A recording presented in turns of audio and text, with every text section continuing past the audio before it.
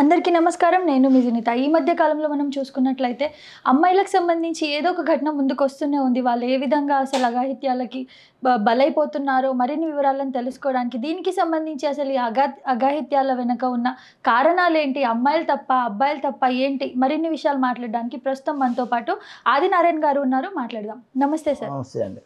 Sir, ఈ మధ్య చూసుకున్నట్లయితే అమ్మాయిల విషయంలో ముఖ్యంగా అఘాయిత్యాలు పెరిగిపోతూనే ఉన్నాయి. చిన్నపిల్లల నుంచి పెద్దల వరకు, ముసలుళ్ళ వరకు ఈవెన్ అసలు సేఫ్టీ లేకుండా పోయింది.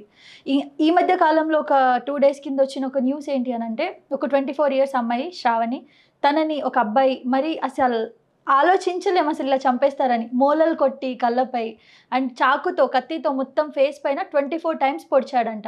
ఈ విధంగా అసలు ఒక సైకోయిజంగా మారడానికి కారణం ఏంటనుకుంటున్నారు? మామూలుగా మీరు స్టార్టింగ్లో ఈ మధ్య కాలంలో బాగా పెరిగిపోయాయి అని చెప్పి మీరు చాలా ఎక్కువగా దాన్ని హైలైట్ చేయడానికి ట్రై చేశారు.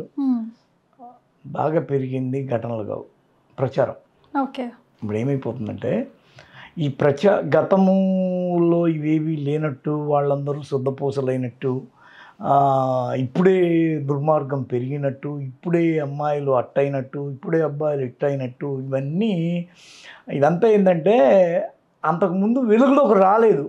ఇప్పుడు వాడెవడో ఓ చిన్న యూట్యూబరు చిన్న ఇది పెట్టుకొని, ఒక కెమెరా పెట్టుకొని, ఒక ఫోన్ పెట్టుకొని పోయి దాని మీద అదో పెద్ద కేజీఎఫ్ రేంజ్ ఒక క్రైమ్ సినిమా లాగా తీసేస్తాడు. ఓకే.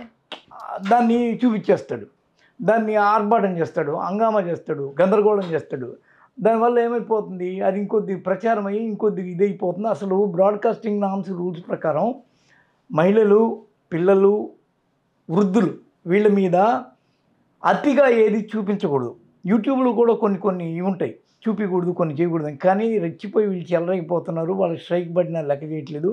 వాడికి కావాల్సిన వ్యూస్.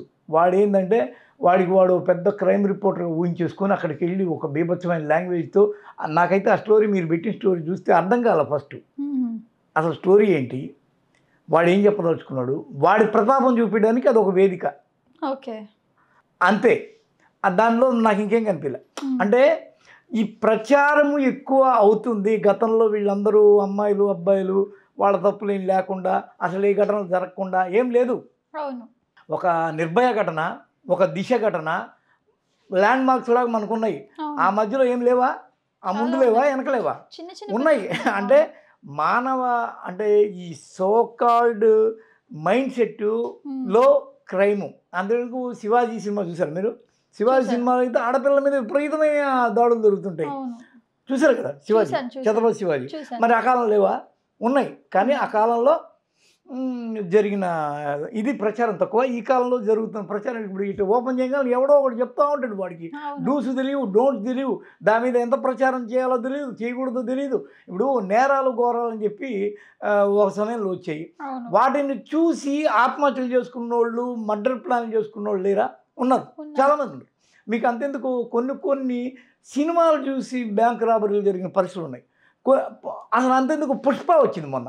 పుష్ప తరహాలో స్మగ్లింగ్, మీకు ఆ తర్వాత రోజుల్లో పుష్ప తరహా స్మగ్లింగ్ అని పెట్టడం. వీడేం చేసుకుంటాడు, నేను ఒక సంచలనానికి సినిమా తీస్తే జనం చూస్తారని వీడు అనుకుంటాడు. ఇప్పుడు ఆ యూట్యూబర్ అయినా, నేనైనా, మీరైనా ఏం చెప్తామంటే ఒక సంచలనం కోసం ఇవన్నీ చెప్పేస్తాం. లాస్ట్కి దాని ఎఫెక్ట్ ఒకటి ఉంటుంది. అప్పటికి బ్రాడ్కాస్టింగ్ నామ్స్ రూల్స్ వీటన్నిటి మీద అసలు ఒక మహిళ అనేది ఆకాశం అంత ఎత్తులో ఉండాలి. ఆమెని కిందకి దిగజారుస్తూ వాడెవడు గొంతు మీద గుచ్చి గుండెల మీద గుచ్చాడని, ముఖాన్ని 25 సార్లు చెక్కాడు అనని వాడికి ఆ వీరత్వాన్ని ఆపాదించకూడదు. ఆ అమ్మాయి అంత డౌన్ టెన్లోకి పడిపోకూడదు. ఆ అమ్మాయి యొక్క మానసిక స్థితి, అరే ఇంతేనా, మనం ఎంత అందంగా ఉన్నా, ఎంత గొప్పగా ఉన్నా, లేకపోతే ఎంత చదివినా. ఆ అమ్మాయి ఎవరు, ఒక హౌస్ కీపింగ్ యొక్క కూతురు శ్రావ్య. వాళ్ళ అమ్మ, నేను హౌస్ కీపింగ్ చేస్తానండి పలానా బంజారాహిల్స్లోనో జూబిలీస్లోనో చెప్పుకుంటుంది. ఆ అమ్మాయి ఒక కాస్మెటిక్స్ కంపెనీలో పనిచేస్తూ మంచిగా మేకప్ వేసుకునేంత ఒక మంచి సౌందర్య రాశి. ఆ అమ్మాయి పెళ్ళి అయ్యి మళ్ళీ ఆ తర్వాత విడాకులకి ఏదో అప్లై చేసుకుంటున్న ఏదో గందరగోళం కొట్టిన బ్యాక్గ్రౌండ్లో ఆ గ్యాప్లో దొరికింది. ఆమె ఎంత ఎదగడానికి, అంటే హౌస్ కీపింగ్ టు కాస్మెటిక్స్ అనేది ఇక్కడ నుండి ఇక్కడికి ఎదిగింది. అయినా ఆమె ఏమైంది, అక్కడ కూడా బలైపోయింది. అంటే ఏమర్థమైంది, ఇప్పుడు సమాజానికి దీని గురించి మనం చెప్పడం వల్ల, ఓవర్గా దీన్ని ఎస్టాబ్లిష్ చేసి చెప్పడం వల్ల ఏమైపోతుంది, అంటే ఆడపిల్ల యొక్క మానసిక స్థితి ఓహో ఇంతే, ఓ వీళ్ళ మీద ఇట్లాగే ఈ ప్రచారం వల్లే పెద్ద పెంట. ఇప్పుడు నిన్న మొన్న ఎక్కడో ఓ పెద్ద యాంకర్ పోయి చందు పవిత్రాలు ఇక్కడే కాపురం చేశారని చూపించుకొని దాన్ని అంటే మనం ఏం చేస్తున్నామంటే మన కోసం మనం కొన్ని చేసుకుంటా. ఇప్పుడు నేను కూడా అది చేస్తున్నా, మీరు అది చేస్తున్నారు, అది వేరే విషయం. కానీ ఇలాంటి భయానకమైన వాతావరణంలోంచి కొన్ని ఐడియాలజీస్, నా మాటల్లో వాడికి ఏదో ఒక భావజాలం దొరుకుతుంది. ఫస్ట్ మెంటల్ సపోర్ట్ దొరికేస్తుంది. నేను ఏదో మాట్లాడతాను, మీరు ఏదో మాట్లాడతారు, ఆ మెంటల్ సపోర్ట్ దొరుకుతుంది. వాడు ఇంకో దగ్గరికి వెళ్తాడు, దాన్ని ఇంకోటి ఏదో ఆ వాదనతో వాడు ఇంకొద్ది ఎక్కువ కత్తి కట్టినట్టు చేస్తాడు. ఇవన్నీ ఏంటంటే గతంలో కన్నా మించి ఏం జరగట్లేదు నేను చెప్పడానికి ప్రయత్నం చేస్తున్నా. గతము మీరు అన్నట్టుగా ఛత్రపతి శివాజీ మహారాజ్ అప్పుడే అమ్మాయిల మీద అంత భయంకరమైన ఇవి జరిగినప్పుడు అంటే మనకి ప్రచారం పెరిగింది, రకరకాల ఐడియాస్ పెరిగినాయి. ఆ ఐడియాస్ పెరగడం వల్ల ఇంకొద్దిగా క్రైమ్ ఎక్కువ అవుతుంది. అయినా ఎవరు లెక్క చేయట్లేదు. సీసీ కెమెరాలు నగరంలో ఎందుకు పెట్టారండి? పట్టుకుంటారు ఎవరినైనా. పెట్టిన లేదు మేము ఇన్నేసి పెట్టేసాము, ఇక ఎవరినైనా ఇట్టే పట్టేసుకుంటామంటే అది పనిగా రోడ్డు మీదకి వచ్చి నరుకులాటలు జరిగిన ఘటనలు ఇన్ని జరిగినాయి. అంటే సీసీ కెమెరాలు చూస్తున్నారు కదా, ఎట్లా నరుక్కుంటారు వాళ్ళు. అంటే పబ్లిక్గా వచ్చి ఎలా నరుక్కుంటారంటే అది చూడటంలో జనం వాడు ఏం చేయాలనుకుంటున్నాడో దాన్ని చేయడంలో ఎక్కడ ఆగట్లేదు. అందువల్ల ఇది గతంలో లేనిది కాదు, నేను చెప్పడానికి మీకు ప్రయత్నం చేస్తుంది ఉంది. అప్పుడు లేనిది ఇప్పుడు ఉంది. విపరీత ప్రచారం సోషల్ మీడియాలో ఎక్కువగా చూపించడం, యూట్యూబ్లో, టీవీలో ఎక్కడ పడితే క్రైమ్ చూపించడం, రకరకాల ఐడియాలజీ. ఇప్పుడు ఎంత ఐడియా పెరిగిపోతుందంటే మీకు వాడెవడో ఆధార్ యొక్క తంబుల్ని అడ్డం పెట్టుకొని సిమ్ కార్డు వాడే ఇచ్చేసేవాడు. ఆధార్ని పెట్టి వాడు ఎన్ని సిమ్లు జనరేట్ చేస్తే అన్ని ఎక్కువ కమిషన్ వస్తుందని వాడెవడో క్రైమ్ చేసాడు. ఎట్లా తెలుసు నీకు ఇదంతా? సిమ్ కార్డులు అమ్ముకునేవాడు. అంటే నేను యూట్యూబ్లో చూసి నేర్చుకున్నా సార్. అంటే క్రైమ్ ఒకటి చూసి ప్రచారం ఎక్కువ అవడం వల్ల ఇంకొద్దిగా ఎక్కువ క్రైమ్ జరుగుతుంది. ఓ రకంగా చెప్పాలంటే వీటికి ఎక్కువ ప్రచారం కల్పించకపోవడం అనేది కరెక్ట్ పద్ధతి.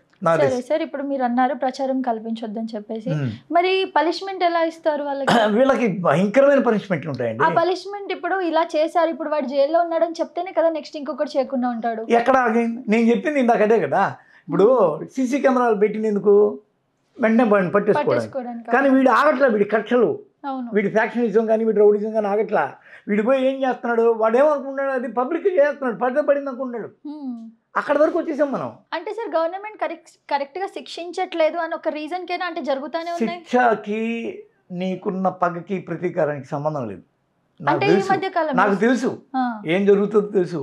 ఒక అమ్మాయి 12 ఏళ్ళ అమ్మాయిని, అది కూడా ఒక తండ్రి లేకపోతే ఒక అమ్మాయి, ఆ అమ్మాయి ఎవరు డైవోర్సీ కాబోతోంది. ఆ అమ్మాయితో మనం పెట్టుకుంటే ఆ అమ్మాయికి ఎక్కువ ఉంటాయి, ఎక్కువ ఇది ఆమెకే ఉంటుంది, లీగల్గా ఆమెకే సపోర్ట్ ఉంటుంది. ఇవన్నీ తెలిసి కూడా ఎందుకు వాడు తెగబడుతున్నాడు?